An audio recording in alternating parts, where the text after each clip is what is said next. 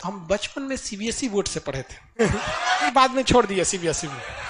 तो वो सब जो थे सब ना सैनिटाइजर का यूज 2018 से करता था सर। तो एक बोतल में रख ले रहता था सर, ऐसे ऐसे लगाता था यहाँ पे कि कौन सी लगाता है, कहता will you sanitise your hand. हमको समझ में नहीं आता था बोल क्या रहा है। जब कुछ समझ में नहीं आए तो कॉमन नाउन का प्रयोग करना चाहिए।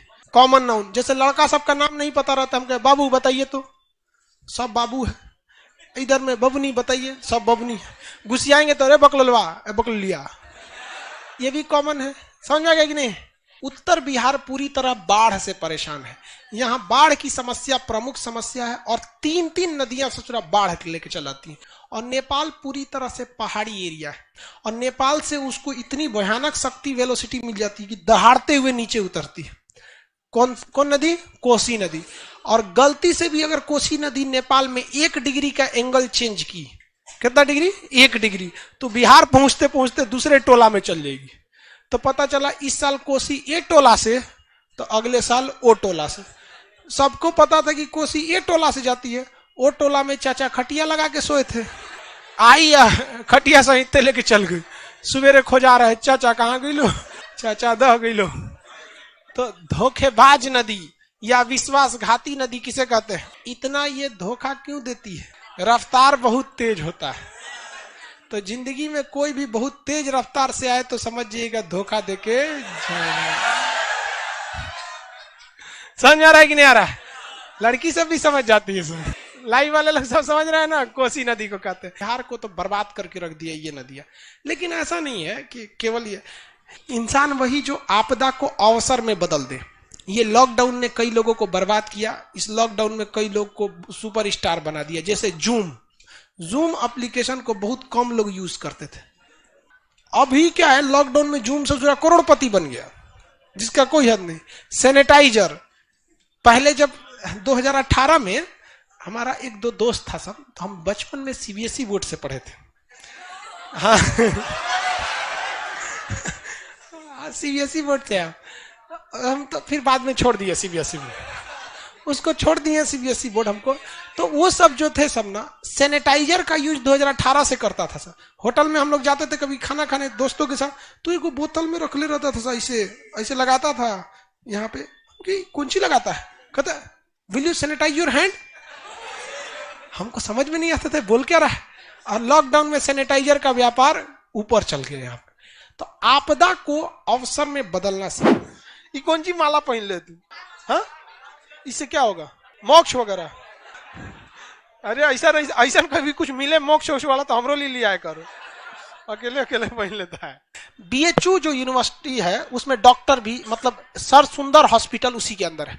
वहां पर बहुत बेहतरीन हॉस्पिटल है, कम पैसे में आपका सटीक इलाज हो सकता है। हम जब क्लास 12th में पढ़ते थे तो मेरे गले में एक नस जो था वो डैमेज हो गया था, फूल के इतना हो गया था। तो हम लोग कराटा जब सीखते थे, हम छोटे थे, तो उसी में मार लग गया था, हमको लग गया। अब यहाँ पे नस फूल गया वहां पे और गोल लटक जाता था ऐसे मांस की तरह। ऐसे ऐसे दबाते थे ना तो वापस वो अपने जगह पे एडजस्ट हो जाता था। लेकिन डॉक्टर कहा कि इसको छोड़ देंगे तो अपना जगह बना लेगा, बहुत दिक्कत हो जाएगा। तो यहाँ ऑपरेशन कर दिया गया इसको निकाल के। जानते कितने में ऑपरेशन हुआ था? 250 में, महज 250 रुपए में बस। और उसके बाद सुनिए, जब बेड पे लेते रहते थे ना तो सुबह सुबह आधा लीटर दूध सरकार की ओर से आता था, मतलब वहां पे नाश्ता वगैरह के लिए आ जाता था। तो हम तो लेटे हुए थे यहाँ पे और गले का ऑपरेशन था, सोचो डर लगता था। और उस पे से साइन करवाया था पिताजी से मेरे की, अगर जान चली जाती है, आवाज चली जाती है तो हॉस्पिटल की कोई जिम्मेदारी नहीं है। और वो करा लेते हैं सर। आपका अगर बड़ा ऑपरेशन रहेगा ना तो करा लिया जाता है, हार्ट वगैरह का सब में करा लेता है, बड़े ऑपरेशन में, छोटा मोटा में नहीं कराते। तो मेरे पिताजी सोचे ना कि भाई बच्चे लड़का का ऑपरेशन है, थोड़ा सा ध्यान रखेंगे। तो जो वहां का जो दूध पहुंचाने वाला स्टाफ था ना, उसको पापा मेरे सोचे कि रुको, इसको बड़ा मेहनत करता है और फ्री में ले आके देता है, कुछ इसको भी नाश्ता पानी के लिए दे देते हैं। तो पिताजी ने उसको एज ए रिश्वत नहीं, जिसका अच्छा इलाज हो जाता तो लोग खुशी में नहीं दे देते हैं। जिस दिन जा रहे थे लोग तो खुशी में दे दिए कि लो ना ये रखो तुम भी 500। वापस कर दिया भाई साहब, कहा कि इसकी कोई जरूरत नहीं है सर, आप जब भी आइए आपका इसी तरह इज्जत से स्वागत होगा। हम कहे भाई आज भी महापुरुष लोग जिंदा है। हम लोग ये सोचे कि भाई ये सी और डी क्लास का कर्मचारी है, डेली कुछ नहीं करता है, दूध पहुंचा के रख के चला जाता। वहां पे बहुत बेहतरीन, बहुत बहुत अच्छा लगा उस चीज को। तो देखिए हर जगह होता, वहां पे धांधली भी होती है, ऐसा नहीं है कि धांधली नहीं होता। हमारा नसीब अच्छा कि हमको बढ़िया मिल गया।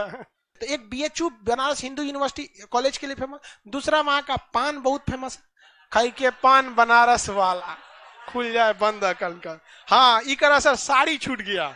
देखो बनारसी साड़ी बहुत फेमस है, वो बनारसी साड़ी वगैरह बनती बहुत सस्ती है, बट जब आपको पहुंचती है तो महंगी हो जाती है। बनारसी साड़ी में कुल जो खर्च आते हैं लोग ना बहुत ज्यादा नहीं रहता है, 1000 से 1500 का उसका नेट कॉस्ट, मतलब जो बिनता है लोग ना वो बताता है लोग कि इसमें नॉर्मल बन जाती है। जब पैक हो जाता है ना तो उसका ब्रांड वैल्यू है कि भैया क्या चीज है, बनारसी साड़ी, और उसको आजकल कोई महिला नहीं पहनती है। इकरा नहीं सर, बस ब्याह में पहनती है। हाँ सही देखा है। मेरी मम्मी एक बार कही थी, बाबू मेरा साड़ी धुलवा लाओ, तो हम बिल बना के दिया था 400 रुपए का, ड्राई क्लीनिंग में होता है। बाप रे बाप, हम लोग का कपड़ा जानते हैं, अरे छोड़ हम लड़कों की हकीकत बताते हैं। लड़का कपड़ा गंदा होता है उतार के टांग देता है, 15 दिन बाद फिर पहन लेता है बिना धोए। अरे सही कौन चीज, हम इसको यही किए हैं अभी सुबह उठे तो लेट हुआ था, हम कहें अब कौन सोच रहा कपड़ा निकालेगा अलमारी में से, कौन कम गंदा होकर पहन के चल चलते बाद में जा सोच रहा कौन देखने जाता है।